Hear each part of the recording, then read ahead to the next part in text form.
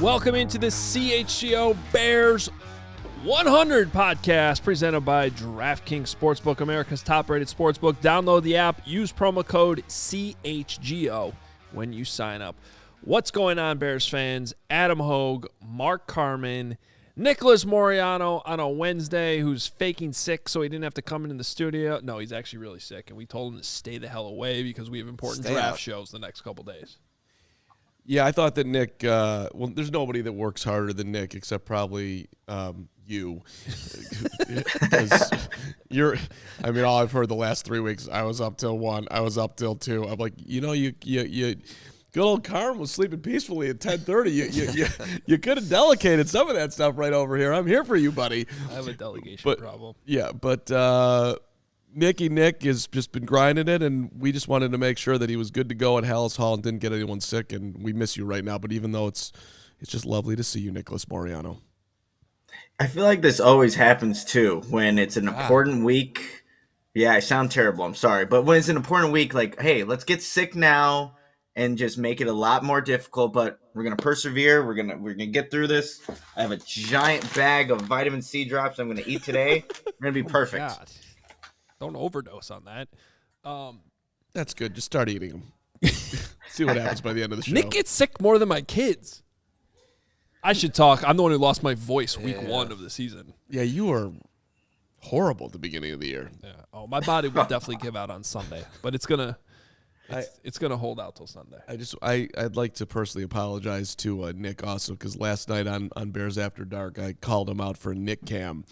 I missed that part. Yeah, well, because he was on Football Night in Chicago, and there was this video going around of just Nick, and it was just Nick. Yeah. But apparently I didn't click on it. Oh. So the way the thing rolled, if you didn't click on it, it just was Nick. So I think that Facebook wanted to just see Nick. And so I thought that he had set up his own camera just to look at himself, and his ego had gotten completely out of control, which I appreciate as someone who has an enormous ego. But you didn't do that, so I apologize and like to continue to apologize to you. Thank you very much. Hi, Lawrence. How are you? I am. I know we're about to unveil our top 100, and you're nervous. That's why we were a little late today, is because I've got 10 full screens of 10 players each, and I'm at number that equals 100. 71 at the moment. So we'll get through top. We'll get through the top 70, and then we'll see if I can finish them. And see, when we had the meeting this morning, I thought that was gonna be a hard no, but it was actually as positive and enthusiastic as you ever are. You're like, man, no problem, we can do it. I mean, I'll be honest, I was off yesterday, and yet I was working a lot. It's kind of annoying. Well, it's the draft. Yeah. Yeah. All right, let's jump right into it. So you guys know we've been working on this for months now, and you guys have had, if you're a diehard, you've had access to it while we were building it. We finally got to the point last night, I should say early this morning, where the whole thing was finalized 1 through 1. We actually did make one small change this morning. We had to overrule something. So we're going to get into it. Our Bears 100. Again, this board is available to CHGO diehards. You can go in there, click on each player prospect. You get our notes, my notes, Nick's notes, Will's notes, Carm's notes. My notes are the best notes. Carm's are the best notes. Those are the ones you want. There's anything we've written on these guys. If we've written about them, it's in there. If there's a video we've done on them, it's in there. Then there's links to highlights. And we're going to still keep adding over the next couple of days to those. But it's really a one-stop shop to a board that is 100 prospects that we think fit the Bears. So, we took the quarterbacks out. We skewed this. We moved linebackers down because are they really going to draft a middle linebacker right now? Probably not. So this board might look different if you're the Jacksonville Jaguars, but this is for the Bears. This is a Bears show, and this is why we've put so much work into it. So Now that we're here 1 day away from the draft, I'm so excited. We're going to go through all 100 players. Well, not necessarily break down all 100, but we're going to unveil the whole 100 to you. Real quick, we've got some super chats coming in already. I'm going to hold a couple of them, but Michael Wagner is saying that he threw us $5 to say, appreciate Adam giving me the A+ on my mock draft this morning. Keep up the great work, guys. Yeah, so Michael, and he also has another comment in there that said he's getting killed on Twitter. So Michael took our big board, and then he did the PFF mock draft simulation using just our board. So whoever's the best player available as he simulated the draft, he took. I think it looks great. Twitter hates it, though, apparently. So I don't know. Whatever, Twitter. Listen, we've put a lot of work into it. It's obviously, everybody knows it's an imperfect science. We won't know the answer to whether or not we were right for a while, and nobody will remember us by then, so none of this really matters. But yeah, that's the most frustrating. I literally was just on the phone with Jason McKee coming down here, and we were talking about that. All the work you put into the draft, it feels like a crapshoot at the end of the day. It's like the least rewarding thing. Because, A, if they draft 10 players, we'll be lucky if 6 of them are even on this board. We're going to get 6% like hit rate versus the work that went into it. And then maybe 3 of those players will be decent. Maybe 1 will get a second contract. Well, yes, all that's true, but none of that matters. It's the process. It's getting to know the guys. They're going to be in the league. You're going to get to experience all of it in a way that you haven't, because we've put in this work. Who did the simulation take for the Bears? Let's see. I'll pull it up here. So he had Skoronski with the first pick, which PFF gave an A+. Adam Hoge gave an A+. Twitter gave an F. Bears Twitter, Braggs' people, the leader of hashtag Bears Twitter, F. Braggs is also in the comments saying, why didn't you do 200? Well, look who just volunteered to do the next 100. There you go. Coming up tomorrow, special episode before the draft where Braggs unveils 101 through 200. Listen, Braggs has got all the time in the world on his hands. There's no reason why he couldn't do that. If he was dedicated to this show and this outfit, he would absolutely raise his hand and volunteer to do 101 to 200. There we go. He's on it. There it is. Done and done. That's the teammate that we need over here. Yeah. The guy couldn't name one player top 200. It's okay. By the end of today, he'll have it down. Yeah, I believe it. But he won't have any opinions on any of them because he's not a draft expert, which he wants everybody to know. All right, we're just messing around, of course. Let's jump in. We're going to start at 1, get to 100. We'll probably spend more time here off the top, obviously. But here is our top 10. I feel like I'm David Letterman right now doing a top 10 list. No surprise at the top, Will Anderson. Not going to be a Bear. He'll probably be long gone. Number 2, you hate him. You don't love him. You call him T-Rex. You're ridiculous. He is number 2 on our board, Peter Skoronski. It feels a little off, but when you combine everything that's going on with everyone below him, I can see how we got there. Those are the cleanest 2 prospects in the draft, I would say. Do we agree on that? Not fully. I can't tell. The one person in our voting system, I couldn't see who was voting, hates Skoronski. Is that you, Nick? It's not that I hate Skoronski. I just don't like him at tackle, but I think he's the best offensive line prospect in this draft. Okay. So the first 2 you were saying cleanest, completely agree with that with Will Anderson and Pierce Skoronski. But at tackle, there's probably a good chance he moves the inside eventually. But best offensive lineman prospect in this draft is Pierce Skoronski, hands down. I would quibble with our board in that if there's one guy on that top 10 that I absolutely believe is going to have a phenomenal career, it's Bijan. Now, so there's people asking, and it's a fair question, what factors into this? So the simplest way to think about it is you factor in everything, and you think about if you're on the clock, which player would you take above the other one? It's also for the Bears, so we're not doing QBs. If anybody's confused about that. Yeah, no, this is the Bears board. QBs are not in there. Yes, Jalen Carter's character concerns are factored in there. We all voted on where we thought he would. Everyone but one person, and we're going to get to that in a second, had Jalen Carter still first among defensive tackles. I also want to point out Corey Wootton voted on – he was part of this when it came to offensive tackles, interior O-line, interior defensive line, and edge rushers. So he voted on those 4 positions and, quite frankly, put a extra weight on his votes because he knows and played it at the NFL level. He had Skoronski as his number 1 guy as well, so that carried some weight, and that's part of what pushed him up all the way to number 2. And because, this is another thing I was going to bring up, Wootton has Kalijah Cansey ahead of Jalen Carter. So that pushed Carter down overall too, at least to number 3, while I feel like the rest of us are very, very comfortable. And by the way, he still had Carter second. So I don't want to speak for Woot, but I think that still means he's comfortable with the Bears taking him if he's the best player available at number 9. But that's part of just me explaining how we got to where we got on this board. And also, if you scroll down to number 8 there, why Kalijah Cansey's in our top 10. Nick loves him. He's talked a lot about him. And Corey Wootton has him as his number 1 interior guy. So that's why Cansey is as high as he is on this board. Personally, I wouldn't have him in the top 10, but I still like him. And so that's just I don't know, Nick, if you want to talk about Cansey a little bit. Explain yourself, Nick. Yeah, I think Kalijah Cansey, you guys, his biggest knock is his arm length right now and the size that he plays at. But you see him overcome those things at the college level with speed and hand quickness. And if the Bears are able to get him, in a trade back scenario, I think that would be an ideal fit for a 3-tech. And you just got to see how he translates to the next level. Didn't have him above Jalen Carter because if you're just looking at the size, obviously, like, Jalen Carter is going to succeed because he does have that to his benefit. But Kalijah Cansey does a lot of things well, and he just dominated at the college level, you guys. So I'm really looking forward to seeing where he goes if it's not the Bears. He is my favorite prospect in this entire draft. So regardless of what ends up happening, I think I'll be watching a lot of Kalijah Cansey in the NFL.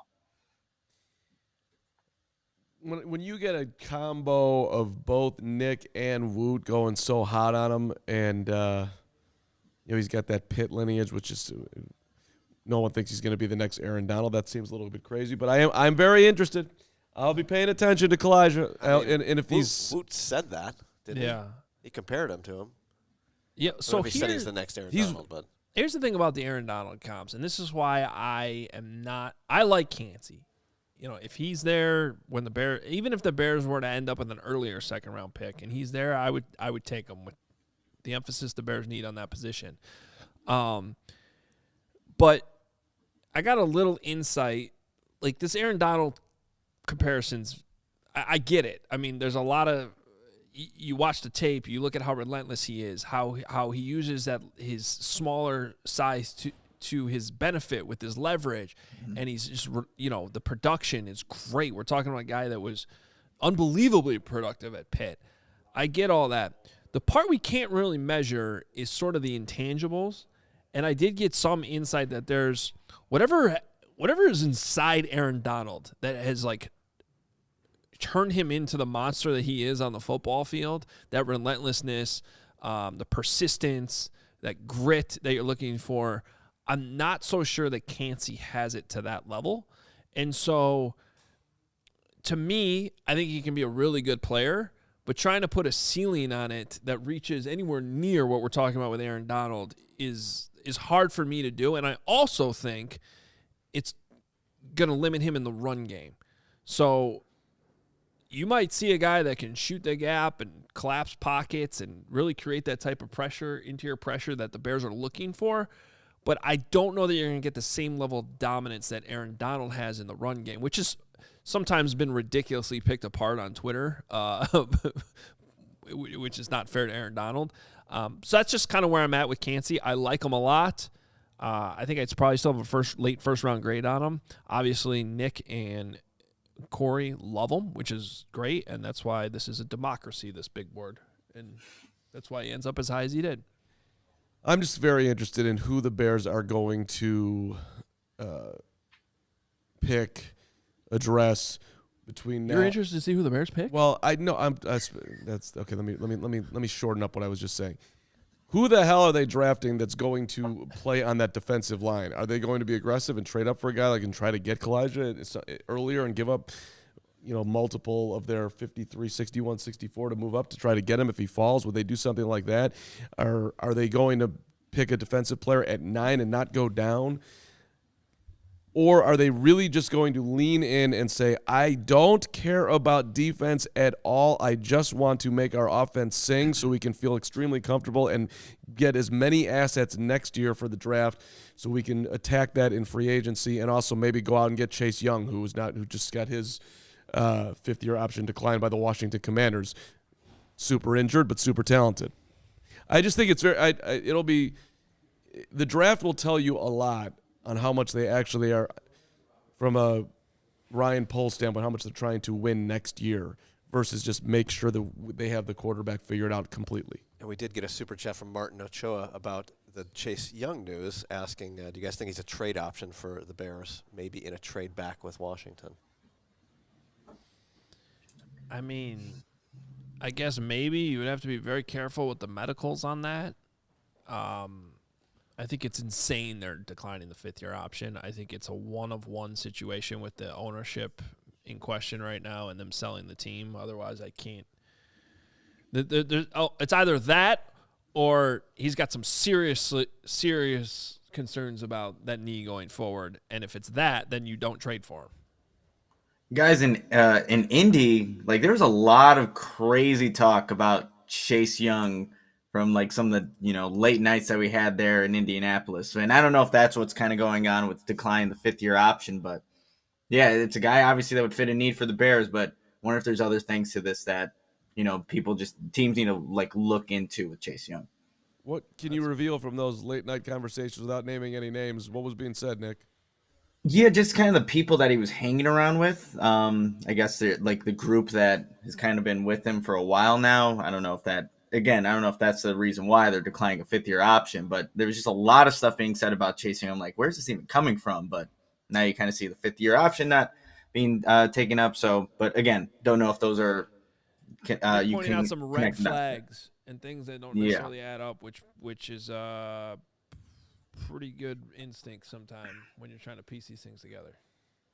I'd just like to throw out there, I have interviewed Chase Young. We had a great time. He made fun of my hair. I made fun of, I don't know what I did, but we had a nice back and forth. As a personality, dude, in my 10 minutes that I got to spend with him back in the day, I liked him a lot. So, you know what I've learned about Carm is if I was an athlete in this city, I would seek him out for an interview. I would be as friendly as I possibly can for 30 minutes, and from that point on, I would have him forever. Yeah. That's right. You would. Yeah. I'm a puppy dog. If you pet me and you give me a little belly rub, I will remember you forever, and I'm coming back to you for a treat. That's right. And I admit it. If I have a good one-on-one with you, you're my guy. Unless you go completely rogue. And to my knowledge, Chase Young hasn't done any of this. I wasn't privy to any of these late-night convos, so I don't know what Nick learned specifically that's really red flaggy. But, look, desperate times, desperate measures. Bears need somebody to get to the quarterback at some point. That dude, when he was right, was crushing people. Then he got hurt. So, if he's Lonzo Ball, then, okay, no, you can't do it. But we need to see the medicals. Well, we'll get to some other possible guys that can get to the quarterback here in our Bears 100. The last thing I want to point out from the top 10 that you may have noticed, Darnell Wright slipping in there at number 10. It happened for really sort of the same reason Kalijah Cansey's in there.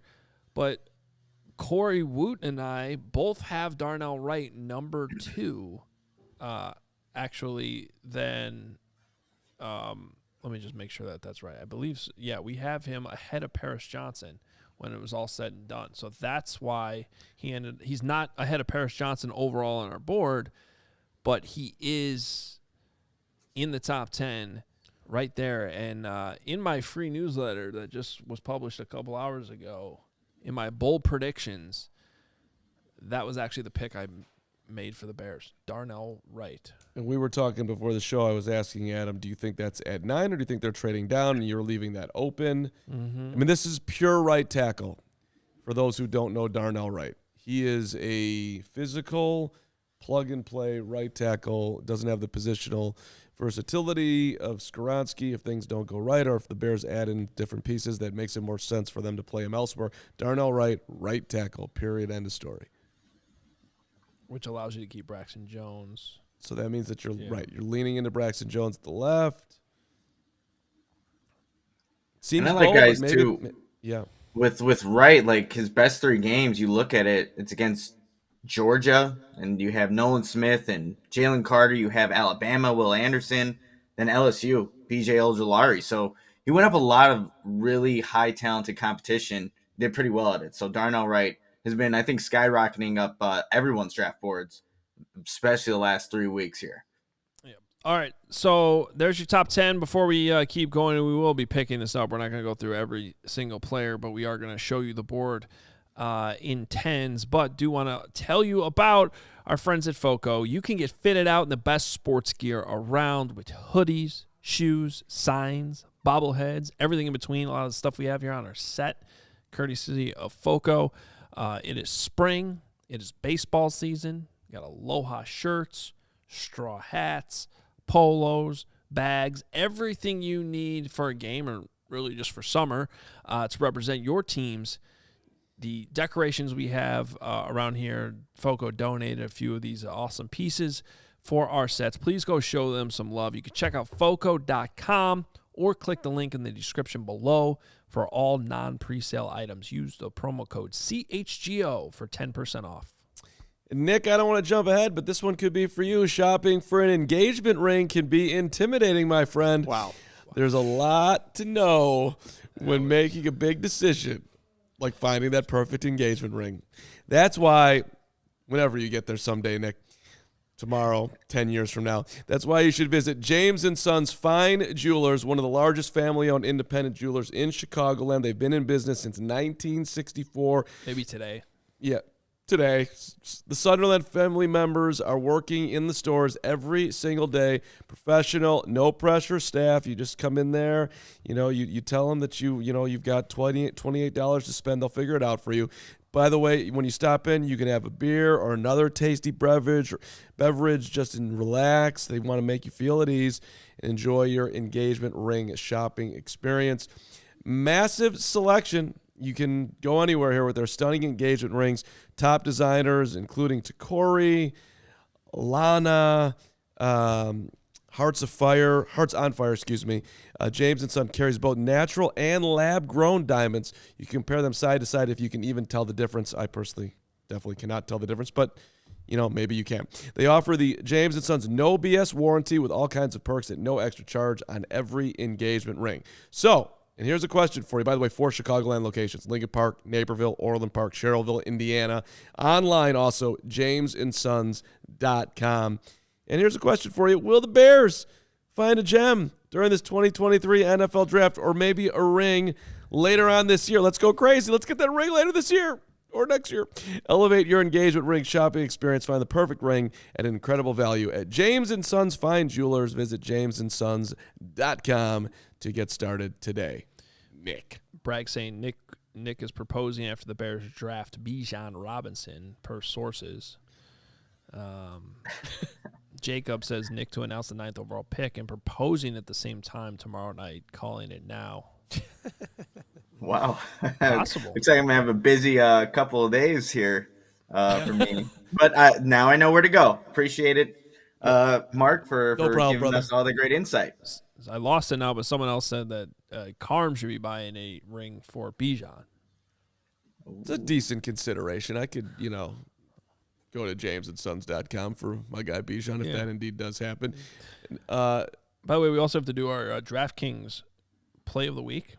Yes.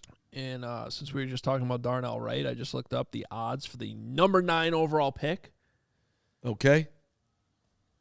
The favorite right now, plus 225, Darnell Wright. Sometimes I just look at Hoge and I'm like, do you know something? Who have you talked to? How are you getting this information? Why all of a sudden is Darnell Wright, you're putting out newsletters and talking on the show so confidently? I think you know something, and now he's leaning on DraftKings. So what I have admittedly not checked the DraftKings odds. Bad job by me. over the last few days. I don't know if this has changed. I certainly don't have that much power and shouldn't. So, but that is interesting. I did not know. I honestly, did not know until right now when I just checked this while you were doing that glorious James and Sons read that he was now the favorite at number 9, which, by the way, is not tied to a team. You just you go on DraftKings and you check, just by pick. So if the Bears trade out of there, I would assume that the team trading up is probably not trading up for Darnell, right? So you could do a Will Levis at plus 2,000. And if a team trades up and takes him there, boom. I'm looking forward to talking about Will Levis later in this program when we get to a certain segment of the program. Will Levis plus 150, by the way, to get drafted at number 2 now. That's insanity. That's crazy. Okay. Make it happen. Let's go. That's interesting. Did you make a bet on it? No, I'm just think it's hilarious. Yeah. Let's go. Let's go, Houston. Trade out. Someone's coming up to get that too, to get Will Levis. Good luck with that. Will Levis. All right. It's possible. All right, let's keep it moving with the board here. Our CHGO Bears 100, looking at number 11 through 20. Jackson Smith-Njigba coming in at number 11, and only 2 spots later, Zay Flowers. We do not have a whole lot of separation between these two guys. I think we like Zay Flowers more than most, although I would not be surprised if he's this high on a number of teams' boards. I think Zay Flowers is one of those players that might be more popular with some teams than he might be publicly, if that makes sense. Myles Murphy, the edge rusher from Clemson, coming in at number 12, not in our top 10. My issue with him is he just never seemed to get better.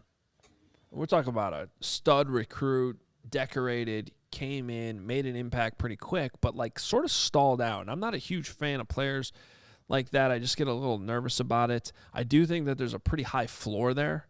I think Myles Murphy's going to stay in the league and be a solid starter, but a little worried about the ceiling.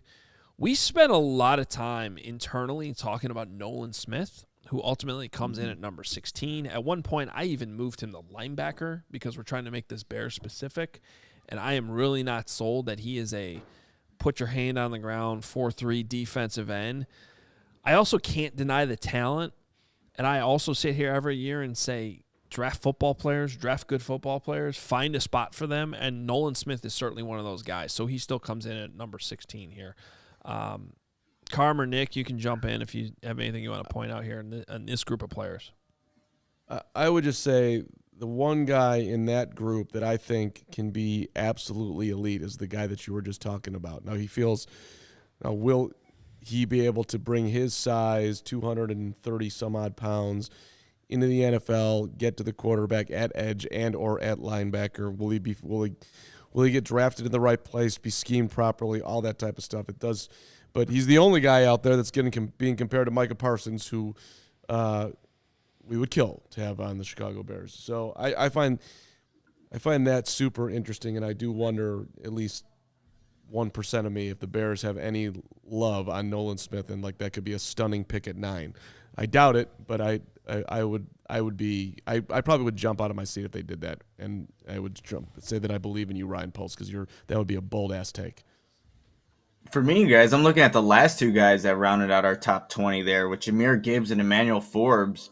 We were just talking about, obviously, Bijan Robinson being the best running back in this class, but at number 19, we have Jahmyr Gibbs down there, who could do a lot of good things on the football field, can split him out wide, can run between the tackles, and is a guy that provides versatility to an offense. So not too far away from the best running back in the class. And then Emmanuel Forbes is interesting because he does have all of the production in terms of turning over and taking away the football. His frame is a little interesting when you look at him at the size that he is, but he's a playmaker on defense. So he comes in, I think, is our 4th cornerback on the list so far. But those 2 guys, that's quality football players there right at the end of the top 20. And Jahmyr Gibbs is a guy that if the Bears were to draft him on day 2, I think I'd really like that pick because of the versatility he can provide for an offense. 6 pick sixes. 6 of them. Yeah. The more Emmanuel Forbes we're talking about. For those Yeah, who don't I know. mean, look, when guys rise on our board, it's mainly just because we're just getting around to really doing a deep dive on them. There's so many prospects, and we do not spend our entire year doing this, so there's definitely a little cramming going on. But in the case of Emmanuel Forbes, I think he's somebody that we all kind of took a closer look at in the last few weeks as we got into our cornerbacks, and we're like, holy shit. I mean, 35 pass breakups, 14 interceptions. 6 of those interceptions went for touchdowns. 4 of those pick sixes were over 59 yards in return yardage. In tons of experience with 36 games. Yes, he's thin. Yes, you normally don't have 165-pound corners, but he only missed 1 game in college, so he's proven to be durable at the same time. So I just, at the end of the day, I think we overthink this sometimes, and this just is like, okay. And then we voted it out, and that's where he ended up at number 20. Nick, I want to ask you about Lucas Van Ness landing at 18. He kind of had the opposite effect. He sort of fell off, I felt like, as we move more and more players up. And you kind of do the either-or game as you're setting your board, right? You're like, well, if we're in a situation where it's Nolan Smith or Lucas Van Ness, who you taking? And I think we all kind of at the end were like, yeah, Nolan Smith just seems like he's better overall, even if he's not the best scheme fit. What did you think about Lucas Van Ness landing at 18? This is highway robbery. That's what this is. You guys with no, Lucas Van Ness is going to be a good football player, but when you look at the guys ahead of him, like, again, let's go back to Nolan Smith. Like, overall as a football player, and if you were to put Nolan Smith, like, maybe at that will linebacker position, even though he didn't play that at Georgia, like, that's a guy, that's just an athletic freak out there that I think you could still mold that to be a very productive player. And Lucas Van Ness, I think he has a lot of upside. Best football is ahead of him.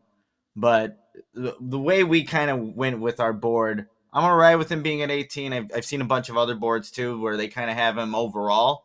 But I think, too, like, that's a player that fits the Bears, what they want in the 4-3 scheme, and the Bears draft him. I'll like that pick. Yeah, before we get to the I've seen some comparisons in the comments here that Lucas Van Ness is Shea McClellan. I don't see that at all. Where do you think he's going to play? Well, the problem with Shea McClellan was that they tried to take a 3-4 edge rusher and put him into a 4-3 defense, and he wasn't big enough or strong enough to put his hand on the ground. Lucas Van Ness is plenty big, plenty powerful. He looks like a 4-3 DN. He can even play inside. So I don't really see the comps there. I think the issue with Shea McClellan was they drafted him into the wrong scheme. And obviously, I don't know, there were some limitations there. I don't know what really worked out elsewhere on top of that. Maybe that's what people are getting at with Lucas Van Ness. I just think he needs more of a pass rush plan. He can win with power, but he needs more polishing. And you just don't know if that's ever going to click. I do like his size. I do like that power that he has. I think that, I don't care that he didn't start games. That's a weird thing that Iowa does that we've talked about. So I still like him, but yeah, he fell off a little bit and ended up at 18 on our list. Let's go to the next group of players if we can, as we keep it moving along. We go to number 21 through 30. We are now in the group of players that if you go on our board and where we have a little bit more detail, you'll see that we've gone now from players that we have first-round grades on to first or second round. And then by the time you get to Osiris Torrance at 27, he's actually the start of where guys are just sort of in the second round. So the reason I want to point that out is we do not have in fact, we only have 18 total players with firm first-round grades on. From the people I've talked to around the league, I think that actually represents sort of where teams are on this too. I think if you're drafting in the 20s right now, you're reaching for players that are truly first-rounders. And that's where this draft this year isn't necessarily top-heavy. And so it'll be interesting to see how this all plays out. But we start with John Michael Schmitz, who, look, there were some jostling around with these offensive linemen, especially interior guys, once we got Corey Wootton's rankings, because, for example, he has Osiris Torrance as his number one interior O-lineman. I have concerns about Osiris Torrance. I think he's going to be a really good player for some team. I don't necessarily see him as a scheme fit for the Bears' outside zone running scheme.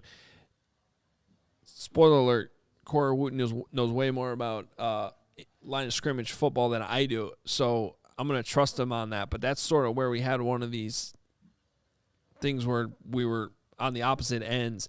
A few days ago, we had Joe Tippmann ahead of John Michael Schmitz. Now he's 7 spots behind. So ultimately, at the end of the day, John Michael Schmitz from Minnesota, the center, is the highest interior guy on our list. I like Torrance a lot, and I think it's just interesting the rhetoric coming out of the Bears yesterday with Ian Cunningham, just as he looked at the offense line. Number one, saying that they might double dip. He didn't rule that out, which, he's not trying to say a whole lot yesterday, but he did throw that in there. That was interesting. So, I mean, it seems like a very wide range of where Osiris could go, but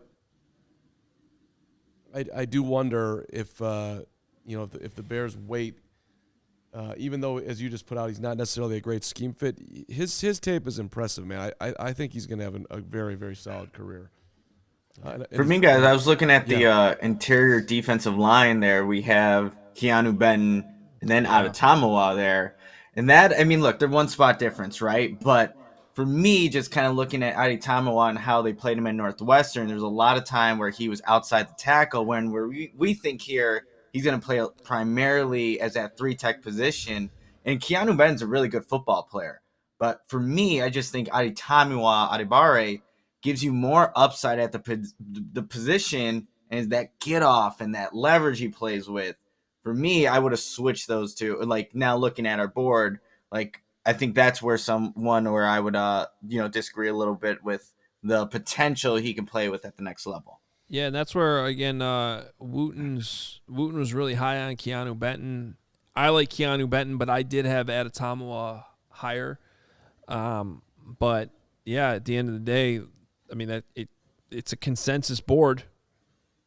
It is. Not unanimous, Carm. Definitely not unanimous at this point on the board. 100% not. I found that very interesting, though, the boost that Benton got, and to have him that high. I would imagine that we have him higher at 22 than most teams do. Mm-hmm. Maybe the same for Adetomawa. There's certainly been some whispers that there could be a team that takes him in the first round. On that board, too, is the lone safety in the entire draft that people like. So does he get overdrafted, Brian Branch? Does he get underdrafted? That's obviously a very, very small need for the Bears, but do they look at Eddie Jackson as, they want to pay him? I'm assuming they do. They liked what he did last year, had a great year, and he's not, a huge contract, but things that Cram wonders about, now calling myself Cram, which is offensive to me. You just offended yourself? Yeah. Real quick. At some point, they're going to need Eddie's replacement. Yeah. That's all I'm saying. Real quick, because I can hear people in their car listening to the podcast screaming. They can't see the list. So 21, John Michael Schmitz. 22, Keanu Benton. 23, Adetomawa Adebawore. Number 24, who Carm was just talking about, Brian Branch, our top-rated safety. 25, Quentin Johnson, our third wide receiver. Jordan Addison coming in at 26. He's number 4 on our wideout list. Then 27, Osiris Torrance. 28, Joe Tippmann, center from Wisconsin. And then 29, Darnell Washington, the tight end out of Georgia. Luke Musgrave, number 30 on our list, the tight end out of Oregon State. And again, we're trying to get through this. We're talking about certain guys. Check out the full top 100 can be seen at if you're a diehard at allchgo.com. Just texted with my guy Dan Hampton today. Humble. Just throwing that out there. He likes Quentin Johnston. Yeah? Oh. Yeah, I know. Okay. It's an inexact science out there. Him versus Jordan, who do you like more? At one point, that was like the consensus number 1 receiver on the board. Now he's like 5th. Dude can't catch. Doesn't use his hands well. TCU playing in championship games. They had to have some good players out there. I don't know how they got there. Well, he's one of those players where if you look at a highlight reel of him, you're like, God, draft this guy first overall. And then you look at the full tape, and you got to get the full picture. Are you accusing 99 of just watching highlight tapes? He will come down here and fight you. That's actually not what I was saying, but I guess that came out that way. So, yeah, now I'm scared. All right. The next group And by the way, we ended the last one with Darnell Washington, Luke Musgrave. We start 31 with Michael Mayer. Those 3 tight ends were virtually tied in our voting process and how we put it together. So, I mean, really choose your flavor of ice cream there. All 3 are a little different, could fit different offenses in different ways. Ultimately, Darnell Washington. Neapolitan, get a little all 3. Just all 3. Don't want the strawberry. Yeah. Who's the strawberry? That's rude. Brian Brzee. Dude's No, we're talking about the 3 tight ends. The 3 tight ends. he's still the strawberry in this list because he's the injury issues. But if of the tight ends, good question. Let's see here. So Brzee is number 32, 33 B.J. Ojulari out of LSU, Steve Avila, the interior offensive lineman from TCU, getting a nod over my guy Cody Mauch. How did we let this happen? Mauch is the chocolate all day long in the Neapolitan. This guy's so good. Always reliable. 36, DeJuan Jones from Ohio State. 37, Darius Rush, who I want to talk about a little bit. 38, Clark Phillips, the corner out of Utah. 39, wide receiver Rashee Rice, my guy, out of Southern Methodist University. And then number 40, edge rusher that Woot gave some love to, and I like him too. This was definitely kind of a late riser for me, somebody that the more and more I looked at him in the last week or so. I really like Derek Hall from Auburn.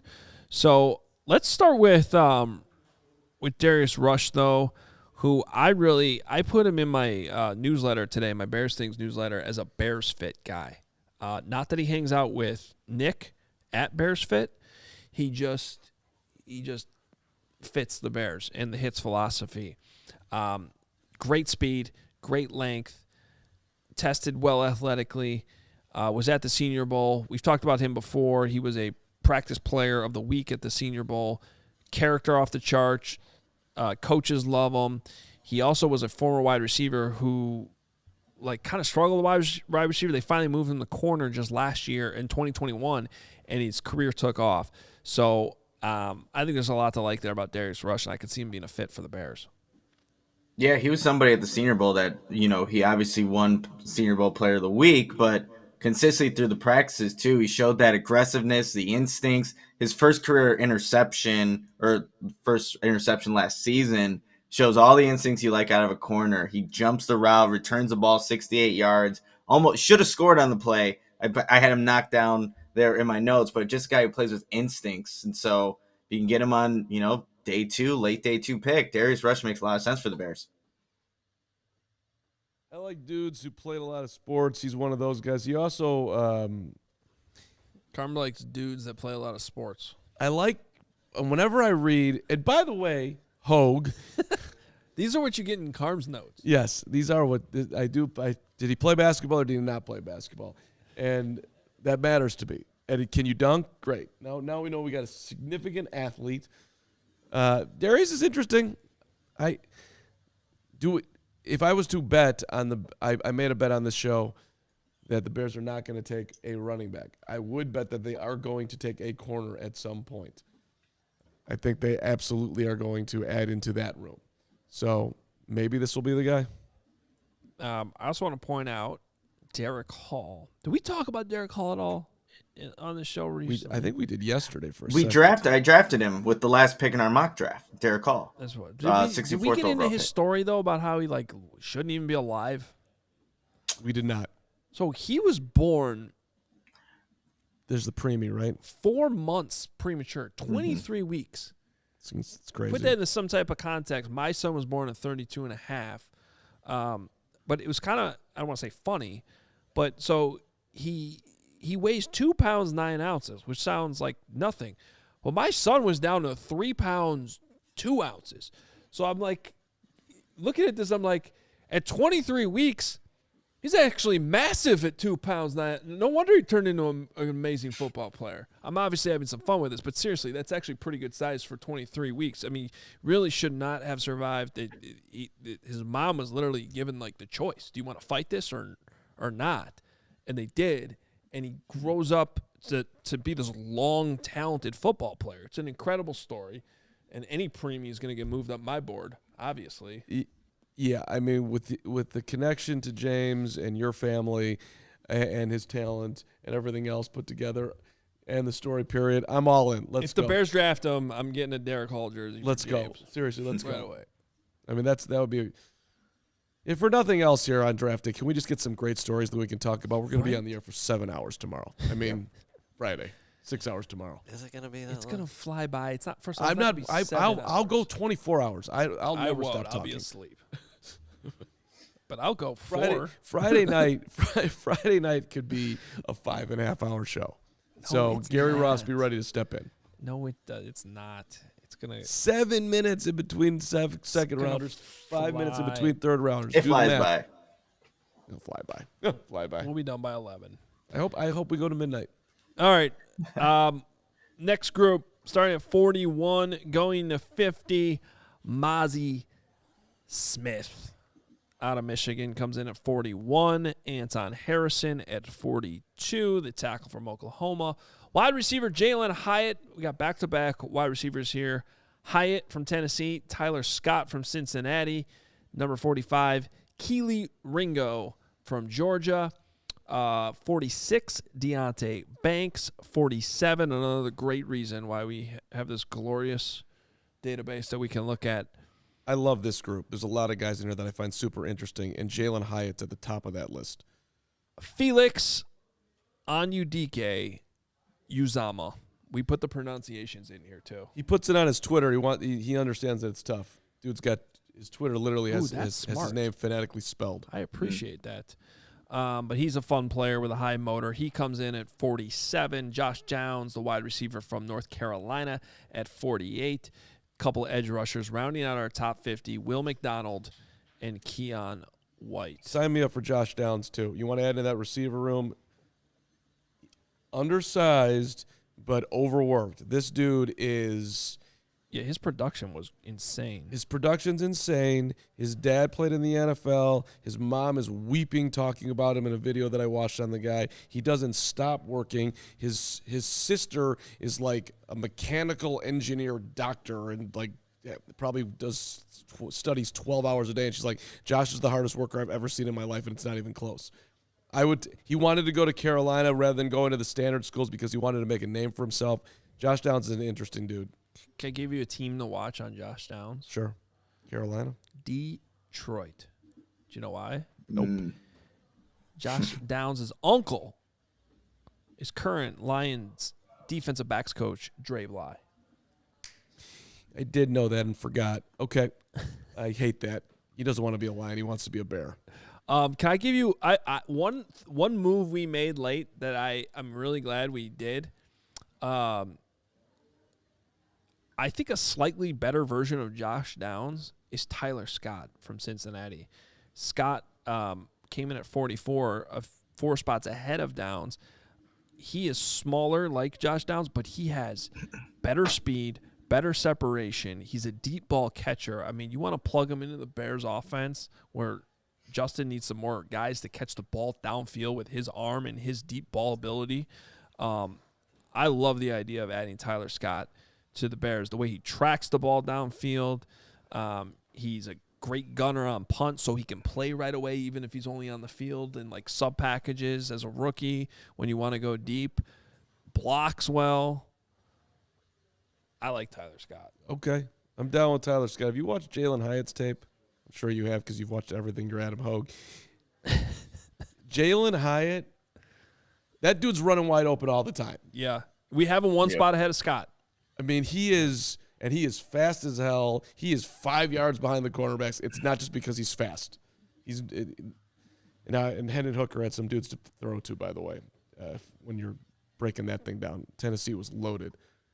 But I don't know. The Bears won a Super Bowl once. It was like 1985, I think, and they had this receiver from Tennessee who was also a speed demon in Willie Gault. Gault, Hyatt, Bears, Super Bowl. Let's go. Okay. You want to talk about the guy nice that connection got from Tennessee last year? Oh, Bayless. No. But come on, Bayless. You're fine. He was only there for a year. Different story. All right.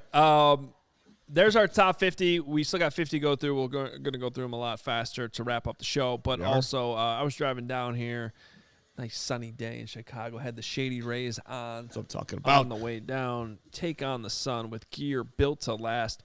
Our friends at Shady Rays have you covered for warm weather with premium polarized shades at an affordable price. Shady Rays is an independent sunglass company that offers a world-class product, just as good as any expensive pair we've worn. Durable frames, extremely clear optics for outdoor adventures, and they have the most insane protection of all of eyewear, because if I got so frustrated with the Kennedy traffic today that I just chucked my glasses out the window because I couldn't handle it anymore, and it got run over by a semi, they would replace it, because they have lost and broken replacements for every pair of Shady Rays. When you use code CHGO, you lose or break a pair. Day one, they'll send you a brand new pair, no questions asked. And Shady Rays is providing much-needed support to nonprofit partners across the U.S. through Shady Rays Impact. And if you don't love your Shady Rays, you can exchange it for a new pair or return them for free within 30 days. No risk when you shop. Their team always has your back. Exclusively for our listeners, Shady Rays is giving out their best deal of the season. Go to shadyrays.com. Use code CHGO for 50% off 2+ pairs of polarized sunglasses. Try for yourself the shades rated 5 stars by over 250,000 people. Wow. All right, you guys. That was great. Shady Rays. Amazing. I have to tell everybody about DraftKings, though, you guys. And it's NBA playoffs time. That means big hoops action with the DraftKings Sportsbook, an official sports betting partner of the NBA. Get in on the excitement of every game with the touch of a button. Super simple. New customers can make a $5 pregame moneyline bet and score $150 in bonus bets if their team wins. Plus, everyone can score a no-sweat same-game parlay every day during the NBA playoffs. I've been taking advantage of that, and I've actually been winning, you guys. It's been really nice to actually have that for a change. And you can open the DraftKings Sportsbook app, opt in, and place a same-game parlay on any NBA game. And if it doesn't hit, you'll get a bonus bet back up to $10. And I know we gave our bets earlier in the show, but I like Jimmy Butler going over 30.5 and over 5.5 rebounds to close out the series with the Heat on the money line, plus 1,000. So do it. I've been hot lately. But first, what you got to do, you got to download the app now and sign up with the code CHGO. New customers can make a $5 pregame moneyline bet and score $150 in bonus bets if their team wins. Only at DraftKings Sportsbook with code CHGO. Gambling problem? Call 1-800-GAMBLER. In Massachusetts, call 1-800-327-5050 or visit gamblinghelplinema.org. In New York, call 877-88-HOPE-NY or text HOPE-NY 467-369. In Kansas, call 1-800-522-4700. On behalf of Boot Hill Casino and Resort, KS, 21 plus in most eligible states, but age varies by jurisdiction. Eligibility and restrictions apply. See DraftKings.com/sportsbook for details and state-specific responsible gambling resources. Good job, Nick. Way to go, Nick. Do you want to do a DraftKings Player of the Week, or should I? Didn't we already Literally, we've already done it twice. You did it twice? What was the second one? The one he just did. I didn't hear it at the start. I definitely he gave you Jimmy Butler over points and rebounds. Okay, my bad. I definitely tuned out. And something happened over here. I don't even know what happened, honestly. Brain shorted out. Good job, Nick. Love you, Nick. Gotcha. All right. Hit the like for me, please. Yeah, Lawrence needs some likes today. I could just see we're under 100 likes right now for the top 100 day. Come on, man. Yeah, just messed up. 100. We did 100 draft profiles. How about 200? Hit the like button if you appreciate the fact that Hoge's been staying up till 1 a.m. doing whatever the hell he's been doing for the last month. Well, we're trying to tell them what I've been doing. Look at Nick just bragging with his energy drink. Look at that. The sip of the energy he took, right? Hanging out with Justin Fields and his C4. Hey, we almost had Justin Fields on this show once. No, we didn't. That pissed me off. He gave me the fist bump. It's on video. We have it. It's documented. Where's RG? Is he coming to the draft show tomorrow? I don't think so. He should, though. He should. For those who are coming out to Joe's on Wheat Street, by the way, tickets still on sale. You can get in for $15. That's not a drink package, I'm not sure if we have any drink packages left. I know we have some Friday still, but I'm not sure about Thursday. Regardless, though, you could still get in for $15 and hang out with us and, get the cash bar. And some upper management will be coming in from All-City. So if you see any of them, if you can just go up to them and say, like, Carm and Hoge and Nick are doing a great job, that'd be great. We'd really appreciate that. And Lawrence. And Lawrence. Oh, hey, thanks. Don't worry about Braggs. Yeah, you don't Hitting Gregory. Oh, God, we got some mic problems here. Oh, really? Yeah, I don't know. Oh, yours. Okay. Mic is loose. The mic is loose. Is Krampa going to be drinking some cockies, according to asking questions from Logan Scott? Yes, Krampa's going to have at least 2 cockies. Unbelievable. All right, back to the board. All right, again, we're not going to go through all these players, but they're all available for you on the draft board if you are CHGO diehard. But right here at 51 is somebody talking about Bears fits. Isaiah Foskey, the more homework I did on him, he's got the production. He broke Justin Tuck's sack record at Notre Dame. He forces fumbles, so he hits the takeaway on the old hits philosophy. Team captain, he has a character. He plays with relentlessness. Has the size, room to add more bulk to his frame too. I could see him being a fit with the Bears. That's interesting. So I think that's a name to watch on day 2, Isaiah Foskey from Notre Dame, number 51. I mean, this is obviously the key area here with the Bears having 3 picks, 53 to 64, if our board is remotely accurate. So I get excited on this list at 57. Tank Dell, Houston. Yep. His tape is sick. I like Tank. Also, back up to 52, I think Matt Bergeron is somebody you got to keep in mind. Boring. Well, if they don't address tackle, Jesus, if they don't address tackle early, I think Bergeron could be in play, second or third round. I was watching his tape yesterday. I'm like, okay, I'm not enough. Well, you know what though? He actually is boring. He's boring in a good way. He's boring. He's there at right tackle, and you don't have to think about him. There he is. He's just a solid. Literally in our draft profile, just a solid player who would be a good pick in the 3rd round. I'm down. Go ahead. Go get yourself some Bergeron. There you go. We'll talk about him for 3 seconds after they make that pick. Carl Brooks just skyrocketed up our board because Wootton loves him. That's the first time I've seen that name. Good job, Carm. Carl Brooks? Yes. We've talked about him at least 16 times on the show. Okay. We've talked about a lot of guys. I know Mel Brooks and Carl Reiner. Give me I'm going to have a deep dive for you on Carl Brooks by the time we start the show tomorrow. Okay. You going to get it from our draft Probably. database? Probably, but I might go a little deeper. I always go deeper once I get in there. Jervon Dexter, also boring. Okay. Carm made it to 50, words there, Mark.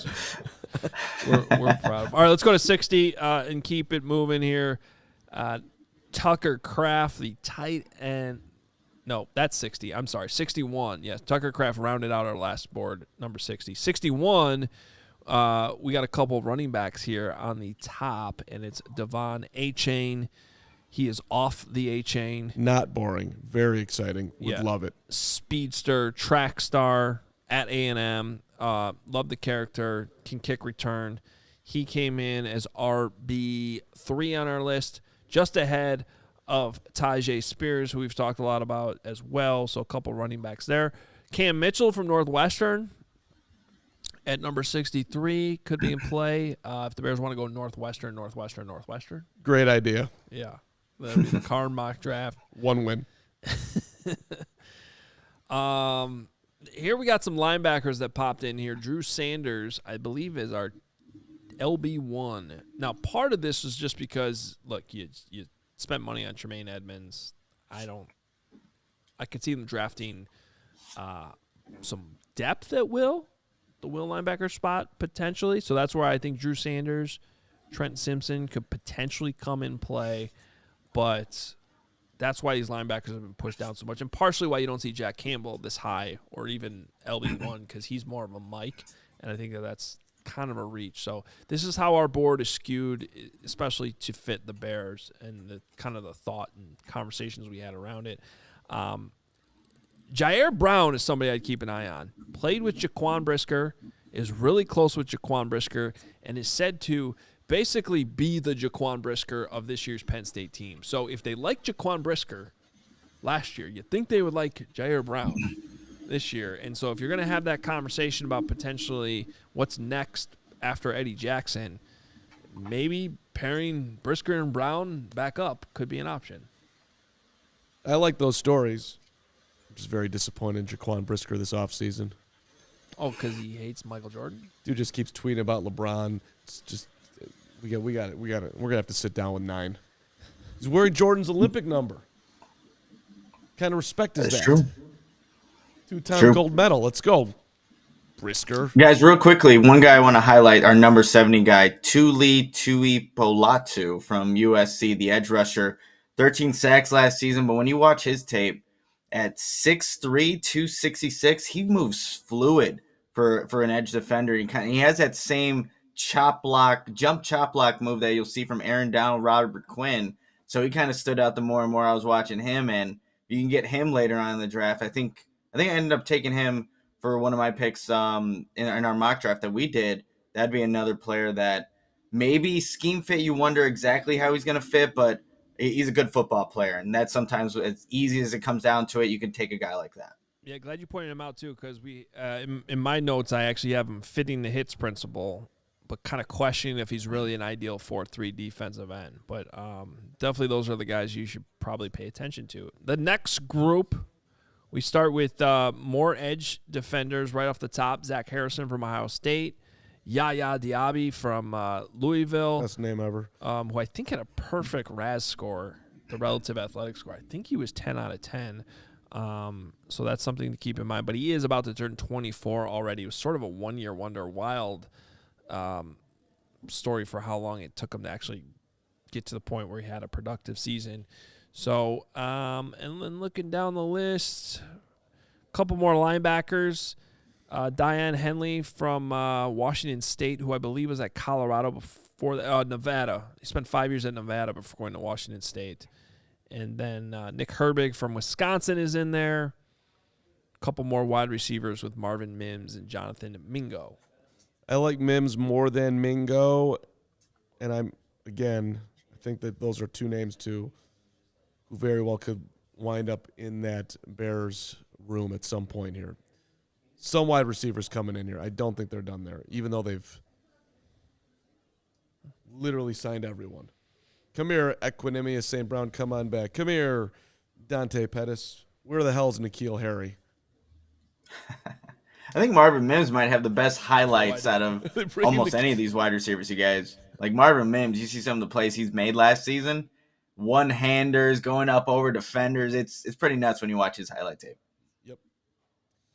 True story, baby.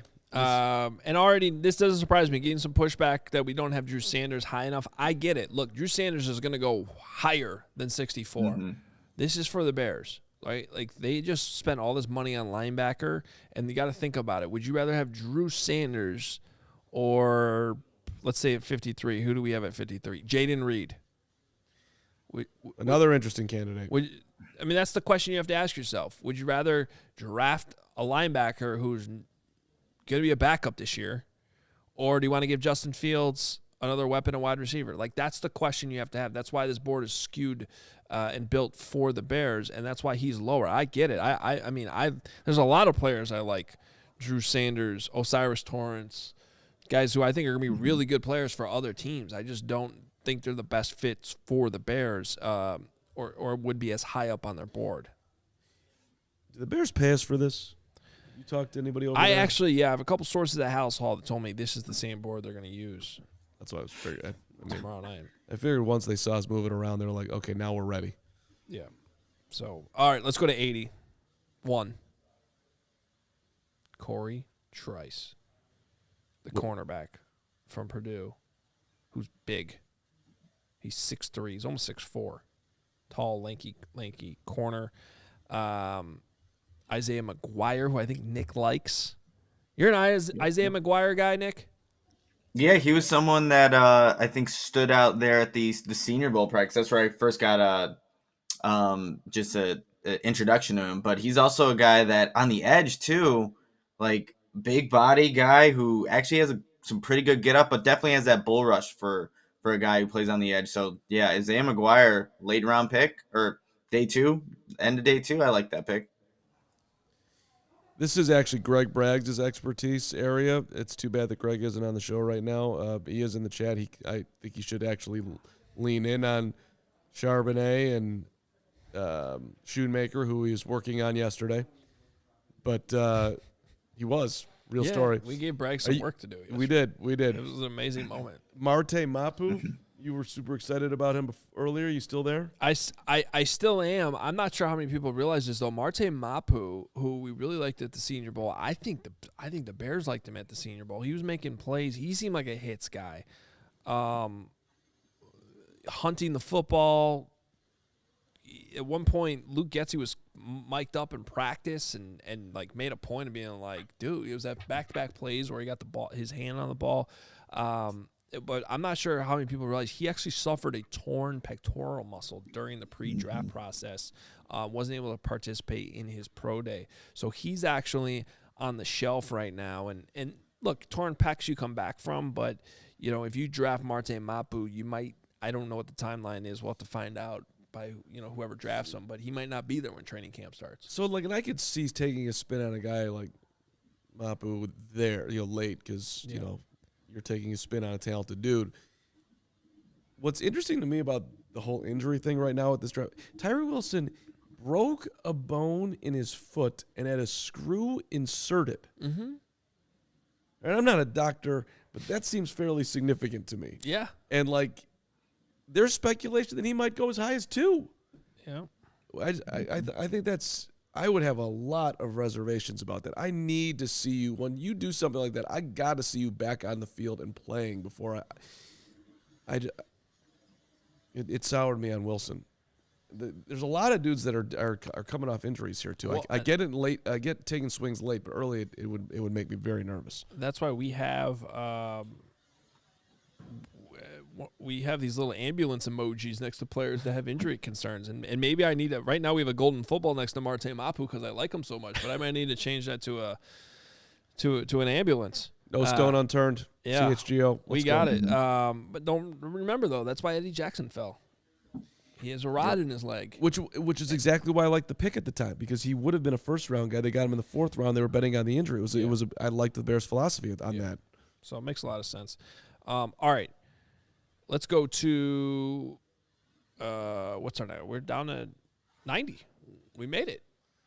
Starting with 91, A.T. Perry, the wide receiver out of Wake Forest. Rounding out the linebackers, our last guy, DeMarvion Overshone, who I tend to like a lot. I had to look that up. I thought that was a fake name. Yeah. No, it's real. By the way, back to Mapu real quick. Some consider him to be a safety. He is somewhat undersized as a linebacker. I think he could be a will, though. Okay. So we still have him at linebacker, but just something to keep in mind. And let's see. Chase Brown from Illinois made it into our top 1. Actually, 3 running backs here kind of snuck into the end. Chase Brown, Deuce Vaughn, who is Carm's guy, Eric Gray from Oklahoma. I saw somebody in the chat mention J.L. Skinner, the safety from Boise State. He was in the top 100. And then Woot came in with his interior line rankings with Emil Ekiyor from Alabama. And we had to get him in the top 100. So, sorry, Darius Lockhart in the comments. We appreciate you, but L.J. Skinner fell out, and he thinks he's the best safety in the draft. We'll see. But Emil Ekiyor from Alabama, who's been their starting right guard for 3 years now, tons of experience. He enters in at number 88 on our top 100. Deuce Vaughn. I got a sleeper video that's coming out later today.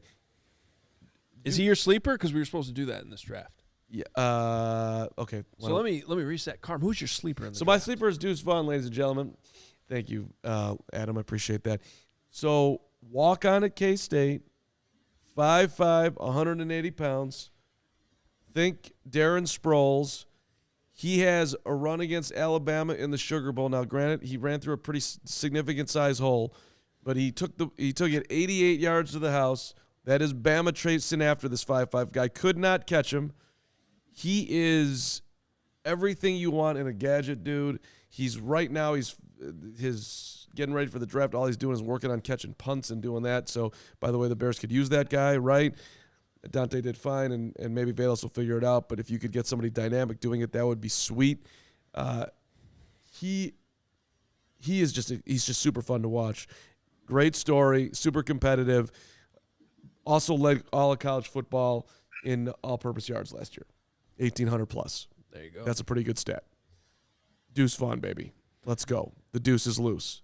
Can you imagine being a Bears fan? Let's get Jeff Joniak being able to say, Vaughn is gone. He's electric. Something like that. You don't need to be giving Joniak calls. Vaughn is gone. That's pretty good. It's pretty good. You could take that. Guys, my sleeper, I'm going with the wide receiver Cedric Tillman out of Tennessee. It's a guy who missed 6 games last season due to an ankle injury that really inhibited him from doing what I think he's really capable of. The previous season, he caught 64 passes for over 1,000 yards, but that's one of the bigger bodied wide receivers that when you're looking at this draft, the top end guys, they're on a little bit of the smaller side outside of Quinn Johnson, who I'm not really big of a fan of. But when you look at Cedric Tillman, how he's able to box out smaller DBs, and he was playing in an offense that I think was really advantageous for Jalen Hyatt, not for himself. He's going to have to slow things down. I think that he'll get that at the next level. And he's our 10th wide receiver on our board. So Cedric Tillman will definitely be my sleeper for the Bears if they're looking to upgrade that position on day 2 of the draft.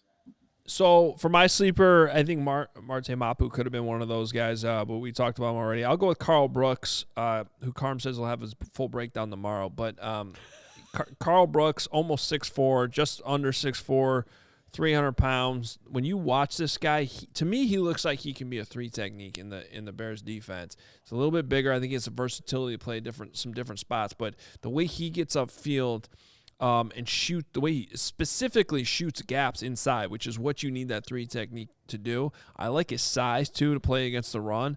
So from Bowling Green, Carl Brooks, he's one of the reasons, and Woot loves him, too, but he's up to number 54. I have a feeling when the Bears, make that last pick on Friday night, that Carl Brooks could be sitting there on the top of our board at that point, or at least have the possibility to be near the top of the board. I don't know that you go. I mean, I would take him there. We have a 2nd/3rd round grade on him, and so that's the 3rd round. I would consider it. I would do it. So that Carl Brooks is my sleeper. Like it. Did you guys have anyone that you just had to take off the board? Yeah, I have one, and it's actually Mark's guy that he just talked about, Deuce Vaughn. Just a guy that's 5'5", 179 pounds, and he's gonna have a very limited role in the NFL, Mark. And obviously, you have to have something very specific to him. And he only has 7 kick return attempts for 145 yards, all of which happened back in 2020. So it's a guy that's very limited in what he can do. I would have put a guy on our list like Michael Wilson out of Stanford, a wide receiver that I liked a lot. But if we're looking at our list, kicking Deuce Vaughn out of there. Did you hear how he said it too? Well, it was so superior to my football. Well, Mark. Yep. I felt like football God was just coming down on me. And I just got all little and well, Nick. I'm talking about 99 out of 100 on our board. Can we? But I appreciate your concerns, and that was a thing with Velas. Didn't really return a whole lot of punts, and they put him back there, and he was horrible at it. Imagine how that. Weird how that works. Yeah. I'll give you mine. Luke Whippler from Ohio State, center. He some people love him, might have him up, higher on the. But to me, he's only a center. He doesn't give you much versatility. I watched him. Nothing really wowed me. Has experience in outside zone. Athlete-wise, he's just okay. So I couldn't put him in the top 100. We don't have him in the top 100. So that's the one I would give there. My biggest flag on our board, and I like his talent, and I used him in our mock draft the other day because you take a spin on talent. But I would just huge concern with Brian Brzee.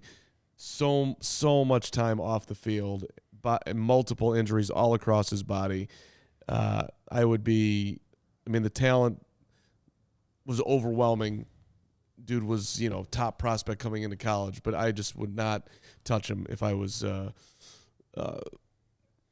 doing anything but just taking a big swing and realizing that I might that it could come up completely empty. I think that's fair. I'm going to give you one more sleeper, too, before we get these super chats and close out the show.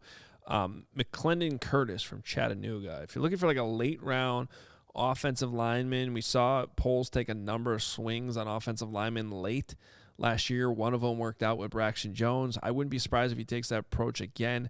But we're talking about a massive guy, almost 6'6", 331 pounds. Arm length is there. To me, this is we're talking about top-end arm length for an offensive tackle, and yet he might be a guard. So big, strong hands, smaller school, right? Like, to me, that just fits the potential athletic, just taking a swing on traits, right? Like late in the draft from a smaller school. I could see that happening with McClendon Curtis, so that's somebody to keep an eye on as well.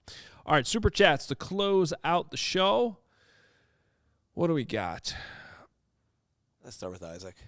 Isaac, $10. Okay, guys, let's say that both Will Anderson, Paris Johnson Jr. are both all pros guaranteed. Which one are you taking if you're the GM? Well, if you're guaranteeing he's all pro, I'm probably going to take the left tackle. That's a really good question, Isaac, because if you're telling me he's going to be a Pro Bowler right now, you want to get the offense settled, then it makes a whole lot of sense to take Paris Johnson. But I think it's harder to find Will Anderson. So I'd like to defer that question a year from now to see if we can get the offense straight, and then I would take Will Anderson. But in the Bears' current spot right now, you're telling me that, I guess I would take Paris Johnson. Same here, you guys. I think it all comes back down to what helps Justin Fields the most. And yes, Will Anderson gets sacks, can create turnovers and things like that, but Paris Johnson's going to help that offense and help Justin Fields succeed. All right. Next up, Brandon, $10. Is there a consensus on the overall draft talent for this class? Is it considered strong class or a weak class? Also, which team is going to be the one in the top 10 who does the annual crazy reach?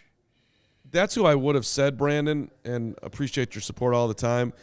Like, there is going to be a crazy reach on Will Levis, it seems like. And it might be all the way up at 2. Maybe. That just seems completely wild to me. I see some people are saying that that's like the equivalent of Trubisky. That kind of makes sense. Mm-hmm. I mean, Levis is a better athlete than Trubisky, but no, he's not. You don't think so? No, Trubisky can move way better than Levis can. Levis is super strong. You can fire that thing miles. Yeah, but you're not talking. What kind of car does he drive, though? What's that? What kind of car does he drive? That's true. Levis probably doesn't have a Camry. I don't know, man. He's a pretty good athlete, Will Levis. No. Okay. I think he's built better. Will Levis is built better. Yeah, he's stronger, bigger. he's taller. Yeah. But he's more of your pocket passer in this draft class. I mean, Trubisky could move. Let's give him credit. Trubisky was athletic. Okay. I don't want to doubt. Levis also eats bananas whole with the skin. And that's puts not true. mayo in his coffee. Yeah. None of that's true. He just did that to make noise. He doesn't really do that. That's even dumber. Yeah, that's dumb draft strategy. He took him right off my board. He's doing something right. The guy's moving up to number 2. If Peyton Manning had told me he puts mayo in his coffee as a joke, I would have taken him off my draft board. Does sound really nasty. To answer the question, Brandon, I think that, like we said, we really only have 18? Was it 18 first, clear-cut first rounders? So I don't know there's a lot of elite talent in this. I think there's a lot of fun potential packed in the middle of the draft. There's a lot of players that